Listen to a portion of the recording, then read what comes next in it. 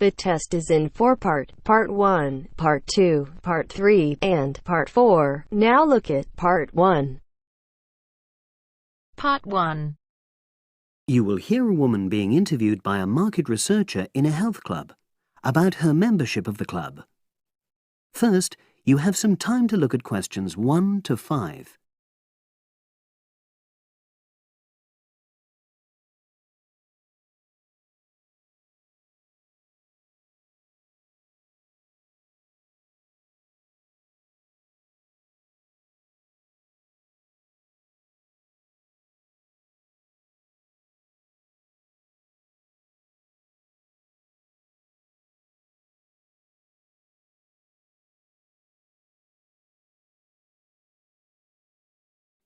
Now we shall begin.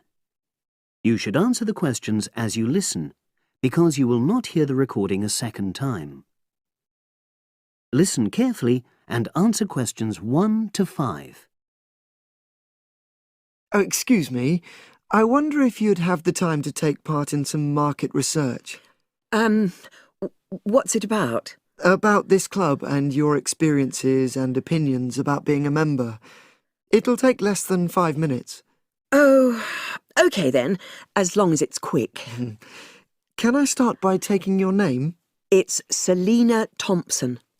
Is that Thompson?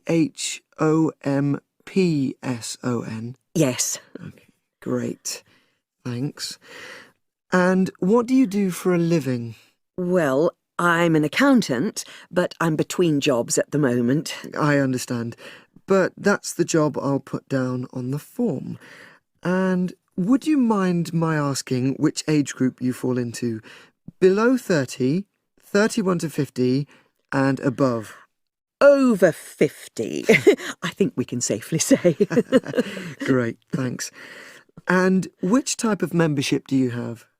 Sorry, I'm not sure what you mean. Do you mean how long? No, is it a single-person membership? Oh, right, no, it's a family membership. Thanks. And how long have you been a member? Ooh, let me see. I was certainly here 5 years ago, and it was probably 2 to 3 years more than that. Shall I put down 8? Oh, I remember now. It's 9, definitely. Sorry. No problem. I've got that. And the last question in this first part is, what brought you to the club? Sorry? How did you find out about the club? Did you see any ads? Well, I did actually, but I have to say I wasn't really attracted to the club because of that. It was through word of mouth. So you were recommended by a friend? Actually, my doctor. I'd been suffering from high blood pressure, and he said the club was very supportive of people with that condition, so I signed up. Great, thanks. Before you hear the rest of the conversation, you have some time to look at questions 6 to 10.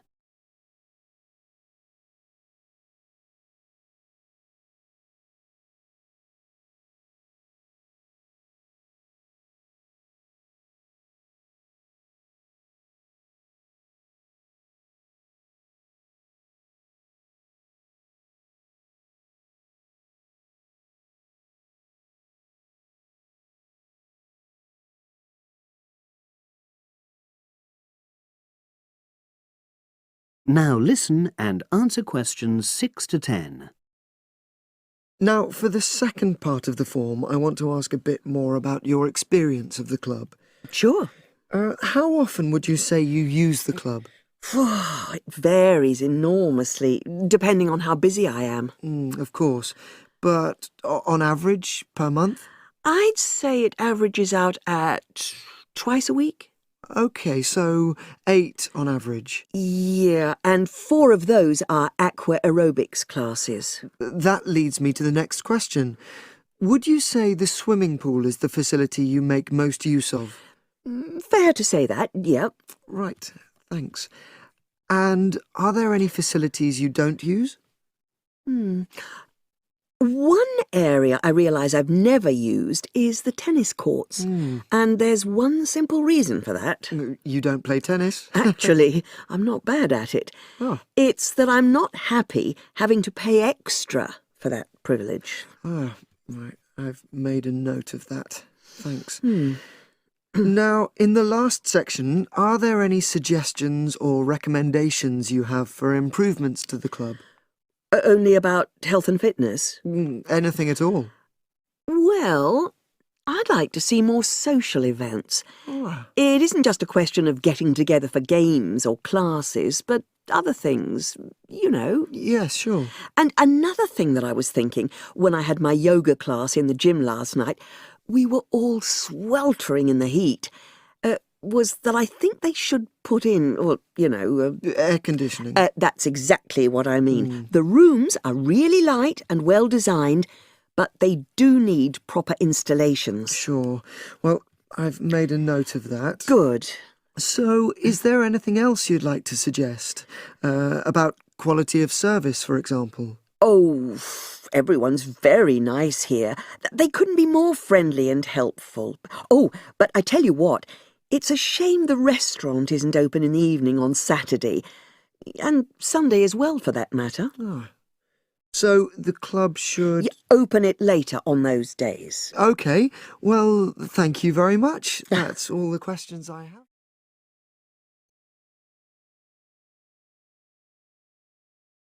That is the end of part 1. You now have half a minute to check your answers.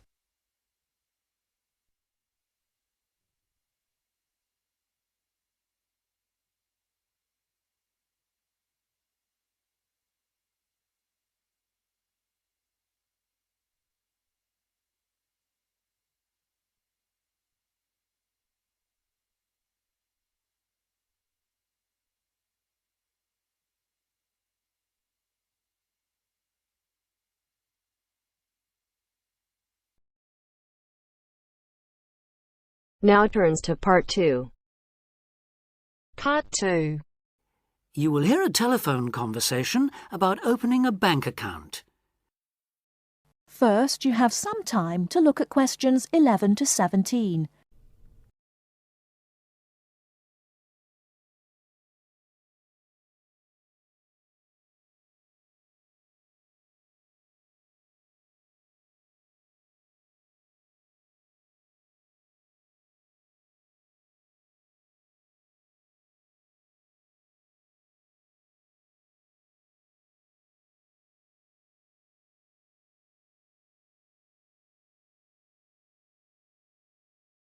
Now, listen carefully and answer questions 11 to 17. Expats Helpline, Terry Davies here. What can I do for you? Hello, Terry. I've been in this country for a while, and I've just been offered a job in the city, so I think I'm going to need to open a bank account. I haven't had one before, so I'm wondering what papers I need. Well, basically you'll need to be able to prove to the bank that you're who you say you are and that you live where you say you do, okay? Uh-huh. And for some banks, at least, that means you'll have to show them 2 separate pieces of identity. So I'll run through the list if you like. Yes, please. Okay. I'll bring it up on the screen. Let's see. Here it is. Right. The first thing it says is a valid passport. Mine's Australian. Yes, that would be fine, of course. The next one is a driving license, and again, one from your country would be okay. Then that's followed by birth certificate. Oh, hang on, that's only if you're under 18. Which I'm not. Right, so not that then. But you can also show them a benefit book. For instance, if you're in ill health or unemployed or getting income support. Yes, I could bring that. Or a letter from my employer, maybe? Well, that's not actually on the list, so we'll have to assume you can't. Okay. And to prove where I live? Again, there are several possible things listed here. For instance, you could use a bill for council tax or something else for where you live, such as an insurance certificate. I've got one of those, somewhere among all my papers. But what about bills? Things like phone bills, I mean. As long as it has your address on it, yes, fine. So a bill for my mobile would do, would it? I'm afraid it would have to be for a fixed line phone. You could use other types of household bill, though, as long as you get them through the post. How about an electricity bill? That'll say where I live, won't it? If it's in your name and not that of a landlord, yes. It is, so I'll probably take that then. There's one other you might want to use, a vehicle registration document. If you have a car or motorbike or something, of course. No, I haven't actually. Now, I believe there's a bank actually inside the commercial centre, and I might open an account there, seeing as how that's where I'll be every day. Yeah, that would seem to make sense. I know people who bank there. I actually read about it in a city guide. My cousin picked it up when he was here a couple of years ago, and I made a few notes. Do you mind if I run through them with you now, just to make sure the details haven't changed? Fine, go ahead. Okay, first question. It's still a branch of the Popular Bank, is it? The one with links to Australian banks? No, it's actually been taken over by another big banking group, the Savings Bank. It still seems quite popular, though, especially with people doing business in the Asia-Pacific area. And when is it open, Monday to Saturday? I'll have to check their website for that. Give me a second or two, will you? Sure. Right. I've got it. Customer service, and it's just weekdays, I'm afraid. Does it say what their business hours are? I'm just looking for that. It's on a different page for some reason. I think there's been a change at some banks in the last year or so. Yeah, here it is. It's open from 9:30 in the morning till 3:30 in the afternoon. And it's on the top floor of the main centre building, is it? Next to the travel agency? That's where it used to be, but they've since moved it to a slightly bigger place. It's on the ground floor now. Oh. And one last thing on this. I know most banks give incentives to young people to open accounts with them, but apparently this one didn't. Do you know if they're offering anything these days? I'll just check. I'm sure they'd say so on their new clients page if they were. No, there's nothing mentioned here. That's a pity. I was quite looking forward to getting my free gift.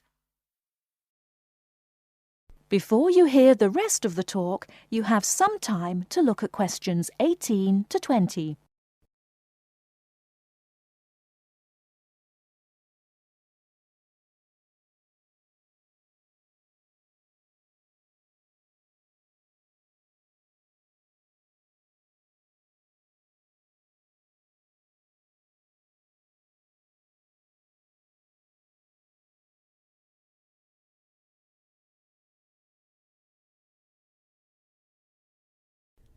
Now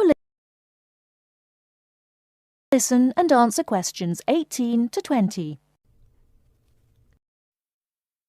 There are plenty of other banks within walking distance, you know. It may be worth shopping around to see what they've got to offer. Longer opening hours, including Saturdays, perhaps less crowded. Can you tell me how to get to a couple of them? I know where the commercial centre is, so that's probably my best starting place. Sure. For the Royal Bank, you need to turn left when you leave the centre, go along Market Street past the post office, and turn left up Bridge Street past the Shaw Theatre. Then you take the first right. You'll see an internet cafe on the other side, and the Royal is just a bit further along on the right, directly opposite the Park Hotel. Okay, I've got that. What about the Northern Bank? For that one, you turn right as you come out of the centre and go along Market Street until you come to the junction with West Street. There you turn right again and carry on up as far as the next junction where you take a left. You'll see the bank from there. It's the third building on the right. Fine. And the last one, the National Bank? You can go either way from the centre, really. Up West Street or Bridge Street, and then along past City Hall. The bank is on the other side of the road, right next to the tourist office. You can't miss it. Great. Thanks a lot for your help. Anytime. Bye. Bye.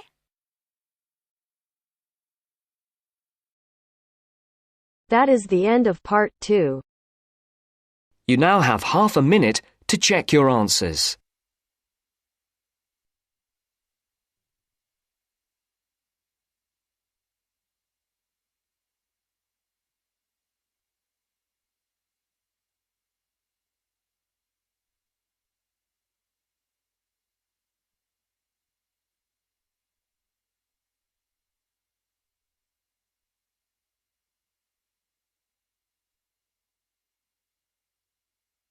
Now turns to Part 3.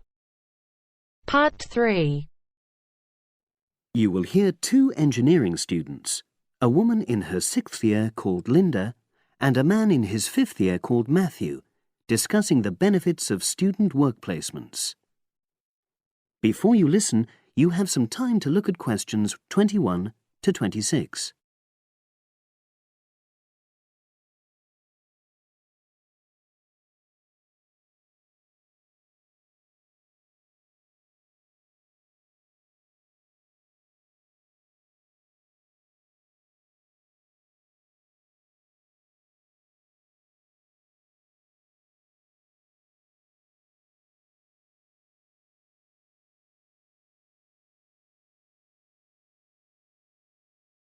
Now listen and answer questions 21 to 26. Hi, Linda. Can you spare a few minutes?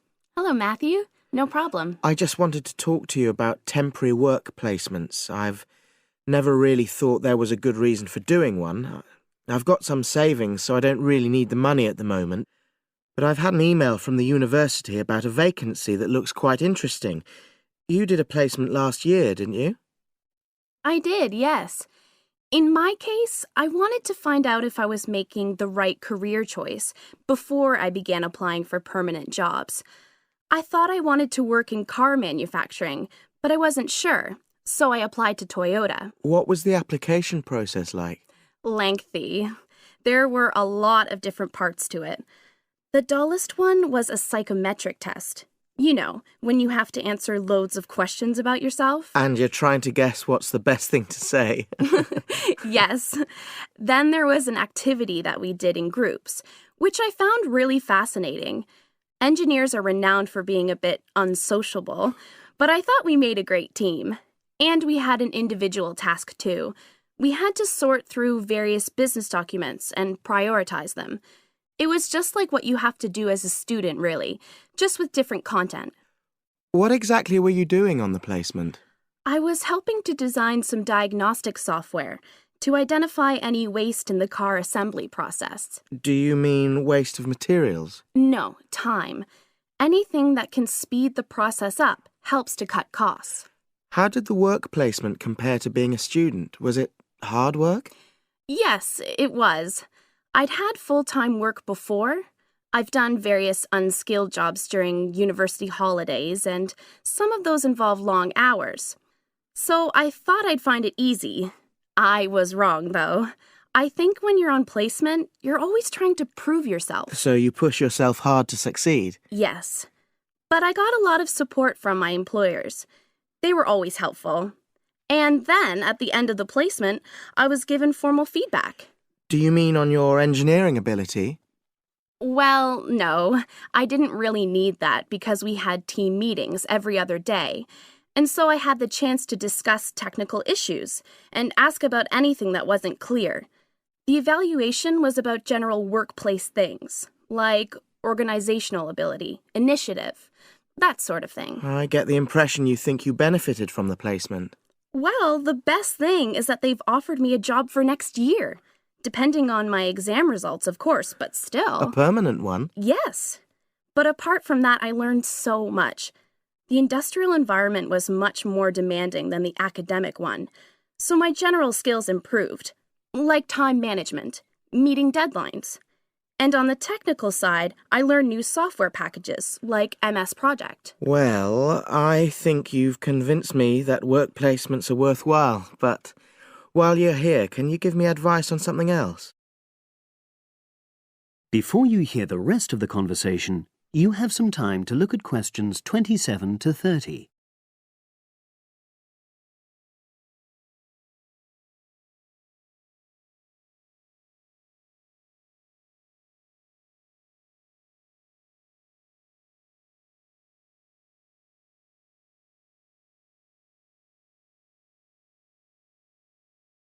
Now listen and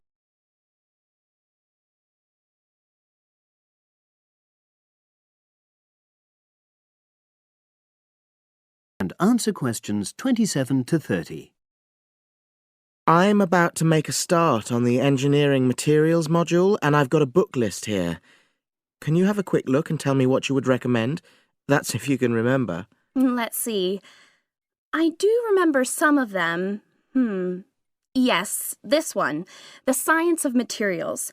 I found the subject quite hard generally, but this book is very accessible, so it suited me. It doesn't cover everything, though. What about this one then, Materials Engineering? Oh, yes. I do remember that.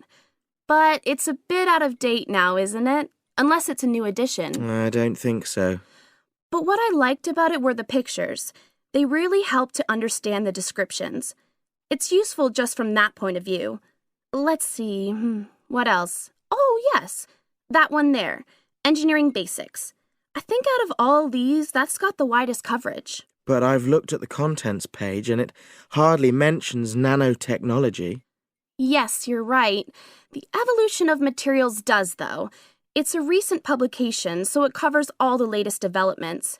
It's a bit thin on the 1960s, though, and that decade was quite important. Well, it sounds as if they all complement each other in some ways. I don't suppose you can lend me...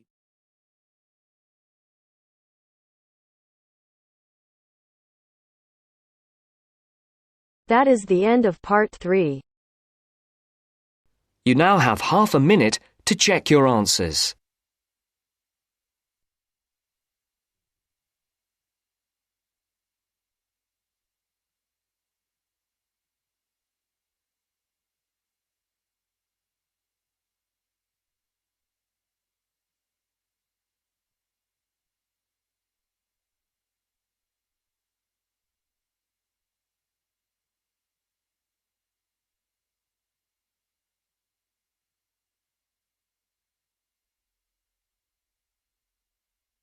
Now turns to part 4.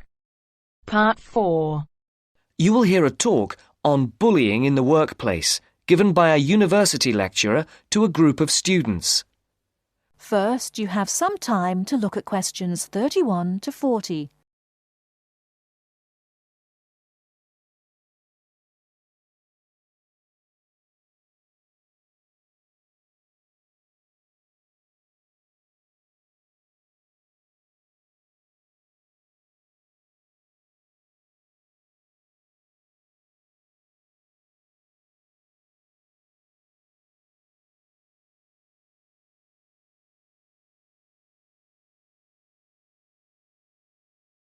Now, listen carefully and answer questions 31 to 40.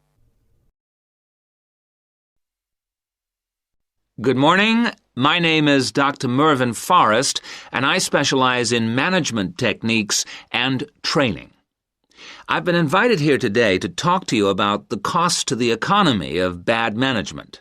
And what I would like to dwell on first is an area that has recently been exercising everyone, and that is coercion in the workplace, or, to put it more simply, bullying. It has been estimated that bullying at work costs the British economy up to £4 billion a year in lost working time and in legal fees.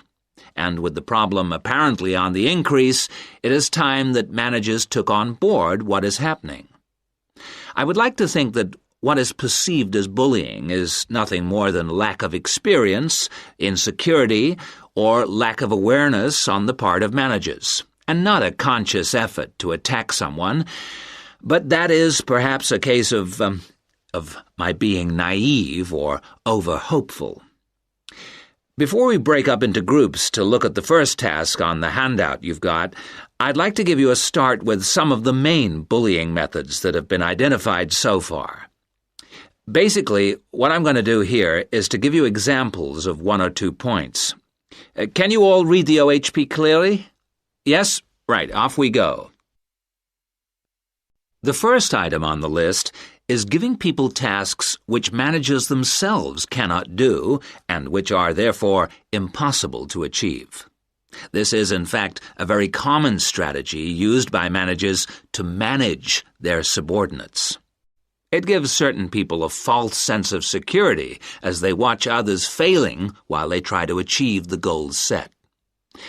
Another simple bullying technique is constantly moving the goalposts, especially when one's employees are in the middle of a task.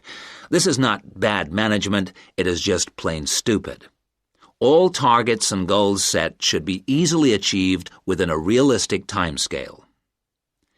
Sending memos to someone else criticizing the performance of a task where the individual has no way of replying is another common technique, especially when the manager concerned does not reply or makes it impossible for subordinates to contact him or her by not answering the telephone or not replying to emails. This is not the style of a sound manager, but rather the antics of someone with emotional problems. If you behave like that, don't expect your staff to respect you. And now, the technological bully. It is interesting how all tools designed to help can be turned into dangerous weapons. The urgent email bully is fast becoming a problem in the office. Employees turn on their computers to be faced with a string of badly worded emails, making instant and often unrealistic demands, which reveal the hysteria mode of management. Have you ever felt a sense of dread before looking at your email, even your personal messages? All companies should develop a company strategy whereby there is an email code of practice, with offensive messages being forwarded to a designated person for appropriate action. I would now like you to break up into groups and brainstorm other bullying techniques which you think you may have experienced, and perhaps, if you're honest, which you have been party to. I can think of at least 9 more bullying strategies. I would also like you to consider ways in which you think that each of the techniques on your list can be countered. Is everyone clear as to what the task is? Yes? Okay. You've got 20 minutes to do this.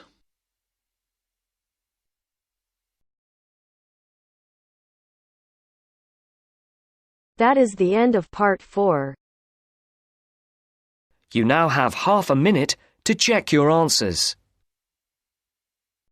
Our hearts beat to the city streets.